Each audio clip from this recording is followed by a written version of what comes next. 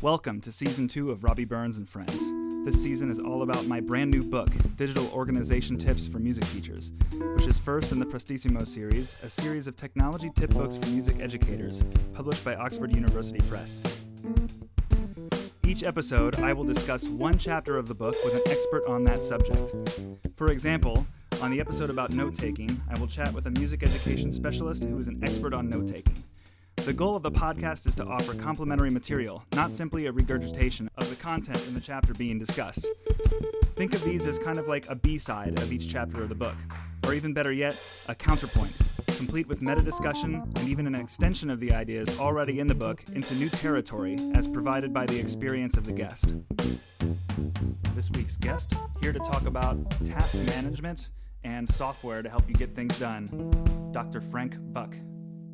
Those who are good musicians and those who are good educators, we're going out and we're pushing the limits and we're finding that we have to be organized and we have to, manage the time and so forth. So in order to have the whole package, you kind of have to step outside those boundaries. There is such a thing as a good musician who's totally disorganized, so forth and so on, but they just generally don't rise to this sort of level. Yeah, I know what you mean. I mean, I think, and I know, and we all know the types of music educators who sort of fit into that creative genius box. And yeah. Well, I was saying in just the last one of these that I did with Richard McCready, who's the series editor of the series the book is a part of. We were just talking about how, in a way, the mastery of a musical instrument, almost, being a master at anything is going to lead you to being curious about mastering every other thing that there is, So technology being sort of a secondary area of interest of mine, it's like I approach automating things and being faster with my software in the same way that I would approach my instrument, and that it's like the more I can get it to do what I want it to do, almost like I'm playing an instrument, the less it's in my way. Absolutely. Yeah. And the better you get, the easier it is. I always say, how do you know if you're doing the time management, the organization? How do you know if it's right? Well, if it's easy, if it's hard, there's something you're missing. Sure. And, it's just like that with our instruments. When we're playing really, really well, it's almost like the instrument's playing itself. Right. Yeah. But there is sort of a level of like kind of woodshedding that happens first. You get those technical skills from all of those hours and hours of practice. And I guess to some extent, there's a little bit of that for me in technology, but I also think that most of the software in the book, and I think most of the software we're going to talk about today, really you can like sit down with it and at least start to figure out the basic features of any of these, task or note apps just upon opening the interface. I mean, all the buttons are almost immediately clear what they do. And just starting to do some of these tasks digitally is just a, infinitely better baby step in the right direction than to just have paper everywhere. Yes, absolutely. Yeah.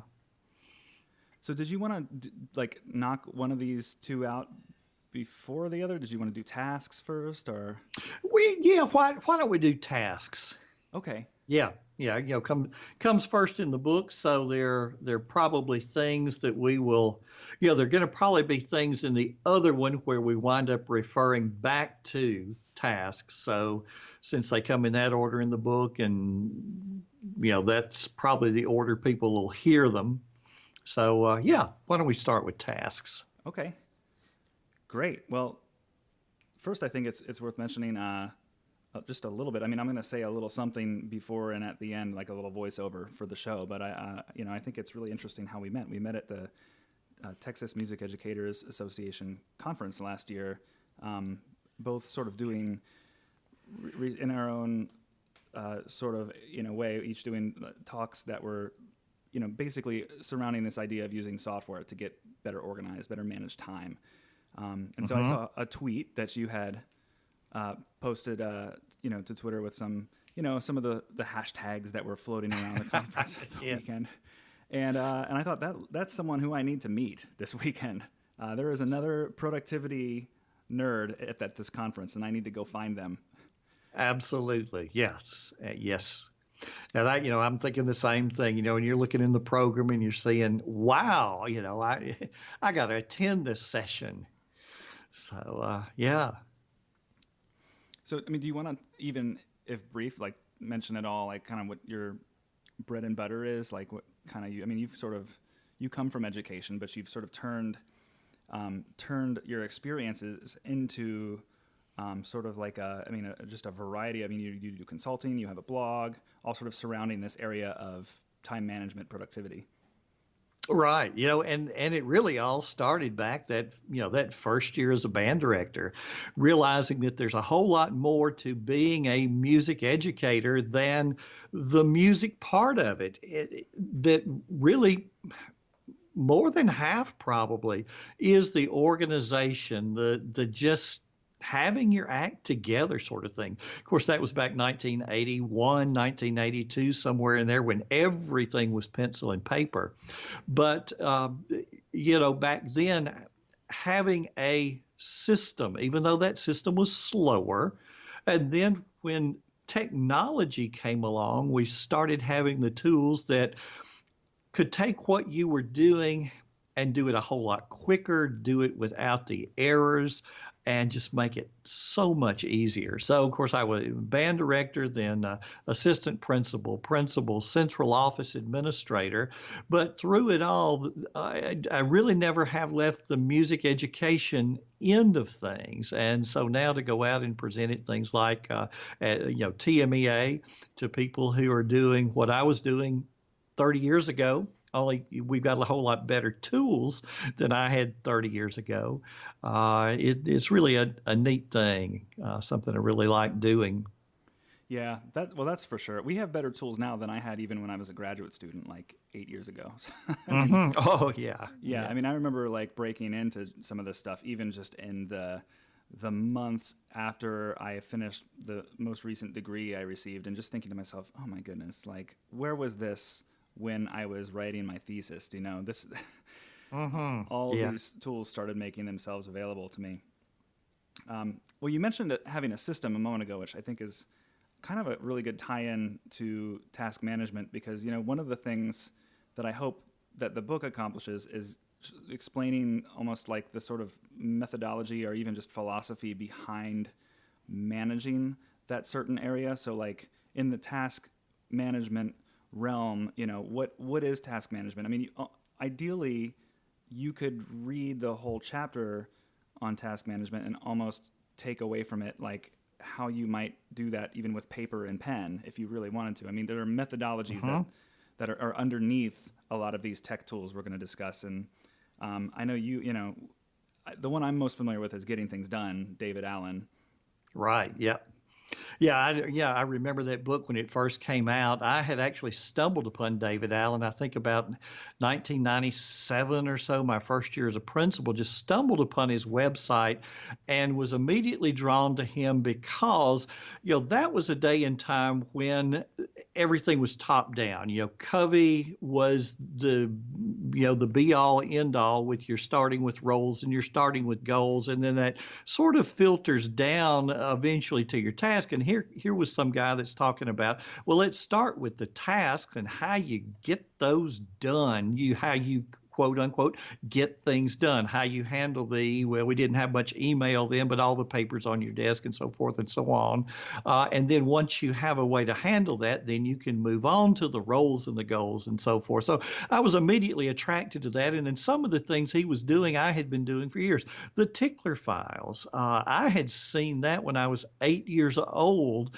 My dad used them, taught me that, I saw him using those. And from day one, as a band director, there I am with my tickler files and a little memo pad in my pocket, and whatever came into my head got jotted down on that memo pad, and then we just pull the little sheets off, put them in the folders for the days we wanted to see them again, and that was my system way back in the early 80s. And in many ways, it's more like that then it is different from that. Today, I'd pull out a phone and say, okay, Google, note to self, and say whatever it was I would have been jotting down on that little memo pad. And then it just gets a due date assigned to it. And there it is, all in one place in my task app of choice called Toodledo. Yeah, that's a great summary of it. Yeah, I mean these things, these different methodologies have really translated, I think, into some of the apps that define this whole area, of which there are many. In the book I use OmniFocus, which is my choice app. That's for a this. good one. Yeah. And there's a ton of these apps and OmniFocus is an example of one that almost to a fault strictly follows the principles in getting things done. There's a whole, I guess, I'm not sure how many people who will be listening to this know what a tickler file is, although you kind of just hinted at it. I mean, it's just this idea of taking a task and sort of deferring it to a later date so that it's out of your mind until that future date. And I mean, in the case of a folder, literally you're putting a piece of paper, like a note, absolutely, a folder with that date on it. Yeah. Those who are not familiar with the system, I mean, it's something you could have today. I like to use hanging file folders, and you could put them in a milk crate, but just folders labeled 1, 2, 3, 4 up through 31, each one representing a day in the month, and then behind that, 12 more folders, January, February, March. And then the idea is when you've got paperwork that comes your way that you need to see at some future point, you just ask the question, when do I want to see this again? Drop it in the folder for the appropriate day, and then you earn the right to forget about it. And for me, forgetting is a great thing. I don't want to have to think about all those little papers. I want to do the thinking on the front end, put it in the correct folder, forget about it, and then on the day I wanted to see it again, there it magically arrives. And then people ask me all the time, they say, well, I love the tickler files, but do you have something similar for all the to-dos in your life, something digital? And it's like, well, yep, I do exactly the same thing on Toodledo. Everything gets a due date, and that due date answers the question, when do I want to see this task again? So I think it, throw it in the system, and I earn the right to forget about it. Yeah, I love that idea, earning the right to forget about it. People ask me often how I am able to do so many things, and I just, almost in a way, this type of software is compelling to me because I really am. It started out, I didn't have that much to do. I was just very lazy. I just didn't. I didn't want to be thinking about all the things on my plate. So, and this is like a core. I guess we're going to get to what are these core features that a task app should have. But I mean, this is like a core feature, I feel like, with OmniFocus. And sort of the idea of describing that app in the book was just as a platform to describe task apps in general. I mean, any task management app that's going to help you to manage your time and tasks is going to have a couple of essential features. And that particular one, that this idea of a tickler being, I think, at least, I mean, in OmniFocus, it has a certain type of view where you can actually assign dates where different tasks are deferred or even due on a particular day, so that when you select that day in the app, you're only looking at the tasks that you want to be working on that day. And I would imagine Toodledo has something very similar. Yeah, it's flexible. You can set it up a number of ways. I actually, if you were to look at mine, there are roughly right now 1,800 tasks in there. Now, I'm not going to get 1,800 done today. I'm not going to get 1,800 done this month. That's things going on into next year, 4 years down the road, as the case may be. Things like renewing my driver's license 4 years from now, because I'm not going to get a card in the mail. It's on me to remember to do that. But mine is actually a list of all 1,800. I'll never scroll down that far, but it's on one list, and then it's all by due date. It's sorted by due date. So the things that are front and center are going to be the things that are due today, and then I can just scroll on down further if I need to. But the neat thing about it is if I want to see anything, I can just search, and it's only one list that I have to search. It's funny. I love that concept, and I there are many reasons that I love OmniFocus and almost am spoiled by it. But one of the things that I've noticed in a lot of the competition, and actually before OmniFocus, I used another independent Mac app called Things. And, That's a good one. It's great. It's a great app. Unfortunately, their development team has been a little bit stagnating over the past few years. And, but what I loved about it was that something didn't have to be organized into a project to be something that was out of sight, out of mind. In other words, giving it a due date or even a day that you wanted to be focused on it took it out of view until that time, whereas OmniFocus tends to require you, it really wants you to have a project that every task belongs to. And for me, I am very much a miscellaneous list kind of person, but I've adapted a little. Like I've learned, I feel like it rewards you if you use it its way, which is sort of frustrating. But what I've learned is it's like if I just have lots of little tiny projects, then in a way it helps me to really break down my tasks in a more manageable way, in a bite-sized way, if it's less about these giant lists. But I love that idea of just having this one giant list. But you never have to actually be looking at it like that. You're always filtering through to it in some sort of way. And in the case that you just described, you're filtering through it in a time-based sort of paradigm. Like you're choosing to look at whatever date you want to be focused on at that time. Yeah, exactly. The whole thing is just sorted by due date. So when I pull it up, I'm looking at the things due today. Scroll a little further, there's tomorrow, and but it's there if I needed it. But I'm never going to be scrolling down that far. Sure. So we've been talking about this idea of looking at in OmniFocus, it's called a forecast view, where you see things by when they're due. I guess, could we talk about for a minute, like what are the things that we each, I know you have you call it the Magnificent Seven. Absolutely, which is great. Yeah, just the core features that a task management app should have. Okay, here they are. If I can remember all seven. First of all, that you have the ability to assign a due date and sort that list by due date. So again, it's like the tickler file. Second, that you have the ability to assign repeating tasks. See, one of the things I found out very early as a band director is so many of the things that we do in education, we're going to do again right about this same time next year, or next month, or next week. So if I can think that thing one time, give it a due date, tell it when it needs to repeat again, not only do I get to forget about doing it now, but I also can forget about rethinking that a year from now. So second, that it has a repeating task feature.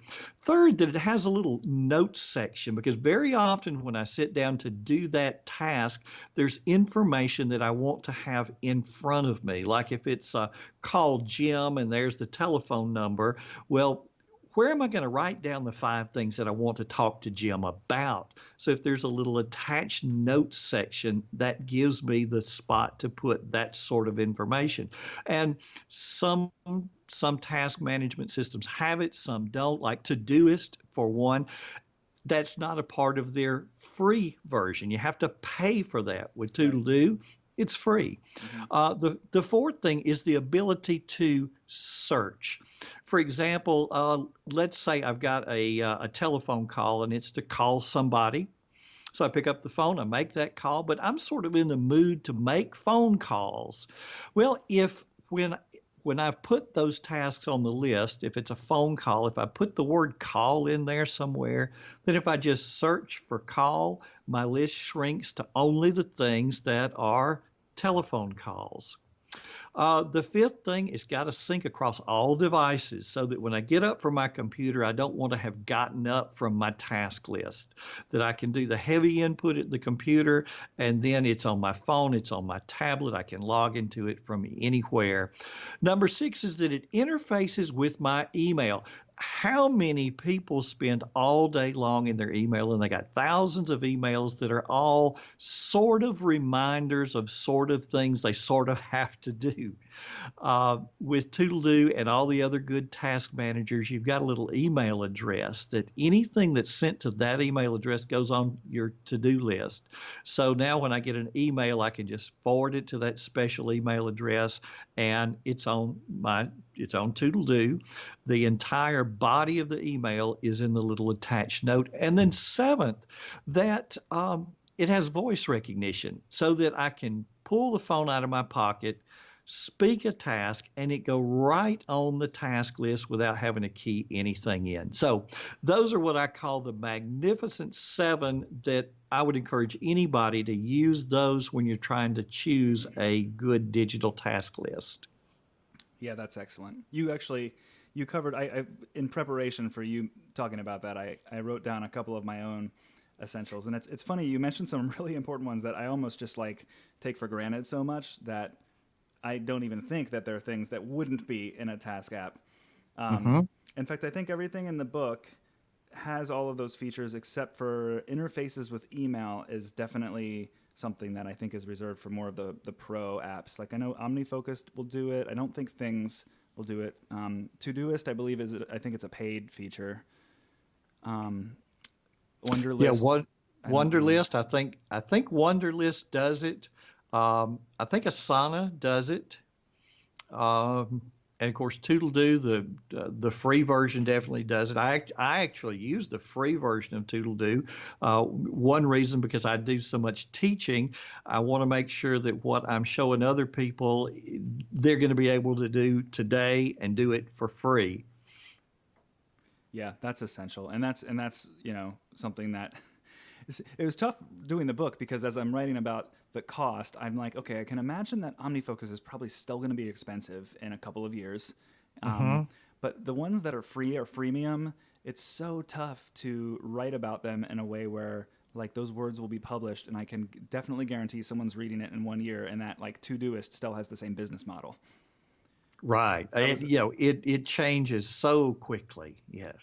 I mean, Todoist is a great example. They might tomorrow publish to their blog, hey, that feature you love, now that's a paid feature. Sorry. Or that something's gone belly up. I've actually had the experience of teaching a seminar, and something I'm teaching went belly up that day, and it's happened to me more than once. So that's one of the challenges of writing a book that's going to be helpful enough to people, and that at the same time is going to be eternal. So, you and I have both gone through that experience where we know that there are going to be things that 6 months down the road that are true today won't be true 6 months from now. But hopefully, what will be true are the underlying principles, and there'll be something else that does that thing and actually now does it a little bit better. Yeah, absolutely. And that's exactly, I think, where the text is coming from in the case of this book. So let me rattle off. I think I have, and these are probably just coming from personal experience, but just in my own personal list, there were a couple that I also really prefer. So due dates you already touched on. For me, quick capture is like an essential, and part of the whole out of sight, out of mind enthusiasm I have about these tasks apps is that many of them have a way for you to get a task into the app without actually launching the app or without actually stopping whatever you're currently doing. So in the case of almost all the ones in the book, there's a keyboard shortcut you can set on your computer where a little box will show up on the screen, and you can enter the task and then hit enter to just immediately make it go away. You can be playing a game on your computer, you can be on a phone call, you can be checking out the web, and just quickly out of sight, out of mind.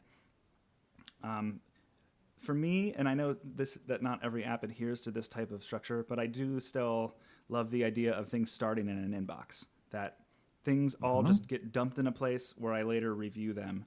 And then sort of tied in with this concept of inbox is this is my getting things done methodology coming out here, but like just this idea of review, that these things, like that there's meaningful process by going through your projects and your tasks, and in some sort of way revisiting them on some sort of basis. And OmniFocus I think excels in this, but it's one of these things where it's like it almost requires more work up front to get it set just right. You can like have different projects, remind you to review them once a week, once a month, every 27 days, once a year. And once you tweak it just right, then every morning you have just a couple of little projects based on your personal settings, and like you just have exactly what you want in front of you to review. And it's a nice process. You can reassign due dates. Oh, maybe you actually did a task that you didn't think you were going to accomplish. You can check that one off. Maybe you're going to drop that project entirely. It's kind of nice. But of those, I would say the Quick Capture is the only one that's like, I wouldn't even try a task app without Quick Capture. Yeah, and I did not mention that, but Toodledo has what they call a little bookmarklet. You can just drag it to your bookmark toolbar. I use it all the time. For example, I'm looking at a website. I want to come back to that website later. So, I could highlight and copy that URL, go over, create a new task, and put that URL in the note section of that task, but I can just click on that little bookmarklet. Box drops down. It has already filled in the URL in the note section. It's already filled in today as the due date, and I can just type a little task, hit OK, box closes back up, and I'm right back wherever I was. So yeah, that is, it's a great feature. And then of course, the review, I think that's where the human element comes in, that no matter how good a job we do of getting those tasks in there and putting them in some kind of logical order, that there's just not an algorithm that's going to tell us what to do next, that at some point we have to look at it and go, all right, this is what's going to happen tomorrow, first, second, and third. Yeah, totally. Awesome. I mean, do you feel like it's worth, even just for a moment, are there any competing pieces of software that have compelled you to consider moving from Toodledo? I mean, I know for me, there's definitely stuff on my peripheral vision that's made me think, ooh, that looks really nice. Of course. Mm-hmm. So, I mean, I was just actually, when you mentioned how many tasks you have in Toodledo, I pulled up OmniFocus. I have 1,518 tasks and 106 projects. Mm-hmm. Well, and what I'm going to say here may sound kind of trite, but when I look at Toodledo, the way it's laid out, and of course, going back to that little notes section, but the way it appears out beside each task in the list is you see that little note icon. And from the way that icon looks, you can tell at a glance whether or not there's anything in that note. And for me, that's huge, because so many times what's embedded in that attached note is the follow-up to the task. So it's, call Jim, and then after I call Jim, call Sue to tell her what Jim and I talked about. So if the task is call Jim, and then in that little note section, I'm going to have, call Sue. But when I see that task, call Jim, I can see the little icon over to the right and tell at a glance whether or not there's anything in that note section. So the little rule I have for myself is, before I check a task off as done, I've got to look and see, is there something there? And some of the other competing products that have the note section, you have to click a particular task to then see whether or not there's anything in the notes section, instead of just being able to look up and down the screen. In a way, that seems like a small thing, but in practice, it's huge. No, it doesn't sound trite at all. That's exactly the kind of thing I would fixate on. Yeah. So one of the things is, go ahead. But there's some good ones out there. Wunderlist is a very popular one. I know it has a free version. I think there's also a paid version of it. I don't know if it has all of the 7 of the Magnificent 7 that I talked about. Asana is very good. Little more on the complex side as far as setup and everything, but I just keep coming back to, every time I look at something else, I go, Toodledo does everything this will do and more. So there has never been a serious consideration for going away from it. The only thing, well, not the only thing, but maybe the primary feature that a number of these have, and I think of Todoist and Wunderlist are two that immediately come to mind, is collaborative features. And I know that there's probably like David Allen might, be kicking and screaming if he heard me saying this. But, the idea of someone putting something else on your task list is not appealing. But I have to say, I work with a pretty productive music team, and at least one of the other members of that team uses OmniFocus. And I think it would be really cool if we could have a combined project that was just simply a bunch of check boxes that any one of us could contribute to. Yeah. It's a pretty neat concept. Or even in the case of OmniFocus, there's the project paradigm, but there's also this context paradigm, which is borrowed from Getting Things Done, which is this idea of method of completion. And this is a little bit becoming kind of dated as computers are now with us everywhere. But this used to mean like, oh, is this a phone call? Is this an email?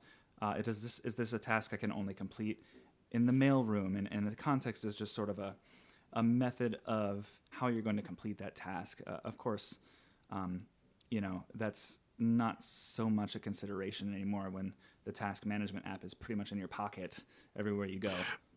Right. You can really do anything from anywhere. I remember when the book and everything first came out, and you had your list of computer things to do and your list of computer online things to do, because the internet was not ubiquitous, and then your calls list when you were near a phone. But it's now, well, I've got all those things around me. Personally, I did Getting Things Done for a while back in the late 90s or so, and then sort of left it once we had these tools where we could get to things from anywhere. I really have thought about Getting Things Done really more as a good paper-based system. I think those context lists are great for the person who has the paper planner, and just sort of keeps things organized. But like, again, for me with my phone calls, if I wanted to see a list of all the phone calls I need to make, I don't need a calls list. All I need to do is just type the word call in the little search feature, and my list shrinks to there's every phone call I need to make in order by due date. Sure. Yeah. Well, and then one thing that I totally agree with you about the context. There is one exception to that, though, and it's location-based contexts, because yes, with a GPS in a phone, a location-aware phone, in OmniFocus, you can basically give a certain type of context. Like for me, contexts are usually people, methods of completion, and places. So like my office could be a context, or Target could be like a context for a task like buy paper towels. And you actually can set up a geolocation for certain contexts, so that when I drive by a Target, OmniFocus pings me, sends a notification that says buy paper towels. Yeah, that is a nice feature. I am a little envious there on that one. It's the kind of thing that I use not that often, but when it works, it's like I just feel like a mad scientist. Yeah. The example I use in the book is when I was at a meeting, and I had to. There was another band director that was going to loan me a euphonium, and it wasn't a pressing issue. I knew I was going to need it a couple months down the road, but I set up a location-based context for the school he worked at, and when I was at a meeting near that school, it pinged my phone, and I said, "Oh yeah." If he's in the office, I should probably go pick up that euphonium. Yeah. So that's kind of neat. Well, are there any? We've talked. You mentioned forwarding emails into your task system, which is for me. That's how I clean my. There's another chapter that deals with email, but that's for me how I get to inbox zero. I empty my inbox mostly by, if it's not something I need to immediately respond to, it gets turned into a task. Absolutely. Yeah. So I guess that's, an example of maybe a workflow. Do you have any other workflows for how you're using task apps? Well, I think you just hit on the biggest one. And when people argue, paper versus digital, um, if you were to take Toodledo away from me and you say you can't use Toodledo, you can't use Asana, you're going to go back to a paper planner. The thing that would give me the trouble would be the email. All of the tasks that are embedded in email and how to somehow do that in a paper planner fashion. So that's for me the biggest reason, the biggest argument for going to a digital task list. But yeah, workflow wise, I'm at zero every day, getting into empty, sending things to my task list, things that are reminders of places I have to be. I can send those to my calendar. I use a Google Calendar in conjunction with Gmail, so those two play very nicely together. All of those emails that you want to save just because, just in case I ever need them. You get that email from that mad parent, Mr. Smith, and you've called him back, you've handled the situation, but he's the kind of guy that 3 weeks from now will be in the principal's office saying, well, I never heard from him, so forth and so on. So you want to hang on to that email just in case you ever need it. I just archive those. I don't set up little folders for each one, for each person, just archive it, and then it's so easy to search. And then that leaves you with the reference information, and I just forward that. I have a little email address that sends emails to Evernote. So my good reference information just goes straight to Evernote, and gets you at zero every day, email wise. So that really anything that's in my email inbox, it represents a decision I have not made. And there are times when I'm just too tired to make a decision on something. So I know that I can leave it in the inbox for 15 minutes or maybe tomorrow, but I'm never going to worry about it's now 14 screens down the page and going to get lost somewhere. We're back to empty pretty much every single day. Now, let me ask you, do you empty your task list every day? No. Well, first of all, it's 1,800 items long, so definitely not there. But then even the things where I said, it's due today, for me, those due dates aren't hard due dates imposed by somebody else. To me, the due date is when do I want to see this again? So really by design, I want my eyes to be bigger than my stomach so that I'm getting the more important things done, but I've always got plenty of options there. And the nice thing about having a digital list is what doesn't get done, you're not going to have to rewrite it somewhere else like we did in the old paper planner days. And with Toodledo, I've actually got a little saved search where I can, in about 5 seconds, sweep anything from today's list that didn't get done. I can just sweep that due date onto tomorrow. Or if tomorrow's already pretty full, I can take those undone tasks from today and blast them 2 days forward or a week forward or whatever it may be.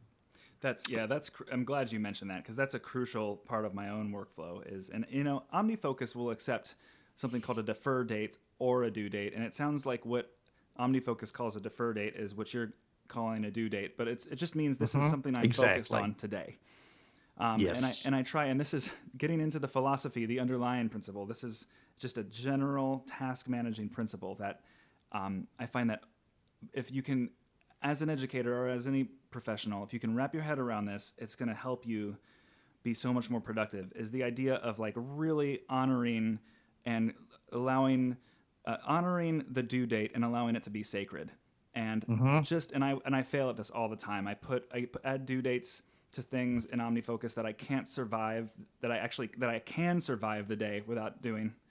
And I just get this congested list, and all of them turn this red color when they're overdue, and it stresses me out. The red color. So it's important, It's just that distinction of, and Things is a great example for those listening. If you're an Apple user, Things actually integrates the inbox, the review, and the today all into one really, really nice process. Every day. First of all, that thing that you mentioned about almost like snoozing your to-day list to tomorrow at the end of the day. I do that in OmniFocus as well, once a day. Things just automatically does that for you.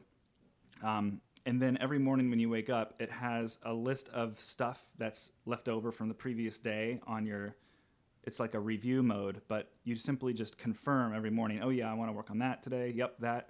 Ooh, I didn't do that yesterday. Maybe that's a bigger task. I'm going to not worry about that today. And it just sort of has this all in the same user interface window. They're not different modes. It's just this little process you go through in the morning, and it just feels very like synergistic to me. And I really miss having that feature. Yeah, that's neat. Yeah, very cool. Well, I think we've covered a lot for task management. Is there anything else you want to say about task management? Gosh, anybody that's out there listening that doesn't have a digital task manager, I mean, go out and get one. I could not imagine life without it. And mine's been digital. I mean, 2001, back with the Palm sync to Outlook, my calendar and contacts and tasks have been digital that long, and I could not imagine going back the other way. Yeah, I can't either. I mean, and it's the single most useful piece of software. And I would add to what you said that there are plenty of great free options. And if someone was interested in one of the pricey options, it's I have earned all the money back 1,000 times over with all the time I've saved using software like OmniFocus. And it's just the most essential software, more than Sibelius or Pro Tools or any of the music stuff. Like, it all starts with just having that idea about what am I actually going to do in my day. And this software is just truly the most life-changing kind of computer software there is. Absolutely. No doubt. Thank you.